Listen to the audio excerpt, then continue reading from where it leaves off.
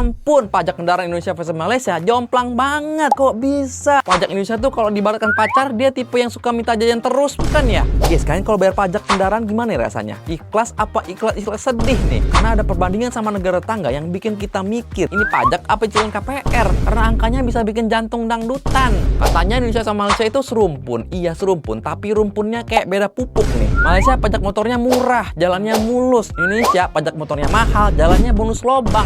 Jadi kita sama-sama punya kendaraan, cuma mereka naik motor tenang, kita naik motor sambil renang. Di Asia Tenggara, kita dan Malaysia itu sering diadu. Indonesia punya rendang dan Malaysia punya nasi lemak. Tapi ada satu bidang di mana perbandingannya bener-bener nyakitin. Kita mimpi pengen punya mobil atau motor keren, tapi mimpi itu dihadapin sama kenyataan pajak dan bea masuk yang kadang kurang ajar. Faktanya, pajak kendaraan di Indonesia itu dianggap jomplang banget dibanding Malaysia. Pertama, pada pajak tahunan atau road tax. Dasar hitung di Indonesia berdasarkan nilai jual kendaraan bermotor, umumnya kurang lebih 1% hingga 2% dari harga jual. Sedangkan Malaysia berdasarkan kapasitas mesin atau cc kendaraan. Contohnya, kalau Bapak punya mobil 1500 cc, pajak kendaraan yang dibayar di Indonesia itu kira-kira 3 juta hingga 4,5 juta per tahun. Sedangkan pajak di Malaysia kira-kira cuma 300.000 hingga 400.000 aja per tahun. Gila, 10 kali lipat bedanya coy. Terus kalau motor gimana? Nah, misal teman-teman punya motor 150 cc, pajak yang harus dibayar di Indonesia kira-kira 400 hingga 600.000 per tahun. Nah, kalau di Malaysia itu cuma 10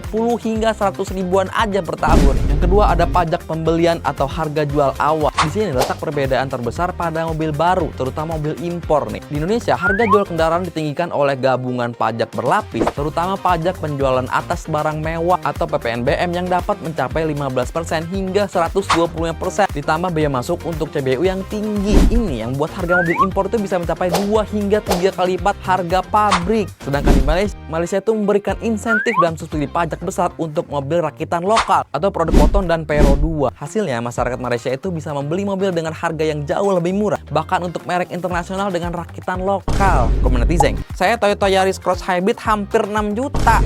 Malaysia aturan Islamnya dipatuhin, Indonesia aturan Islamnya dibenci. Ngapain juga bandingin negara berkembang dengan negara terkorup? Gimana menurut teman-teman? Pajak kendaraan di Malaysia itu kayak langit dan bumi ya. Kira-kira yang mana yang bumi dan mana yang langit?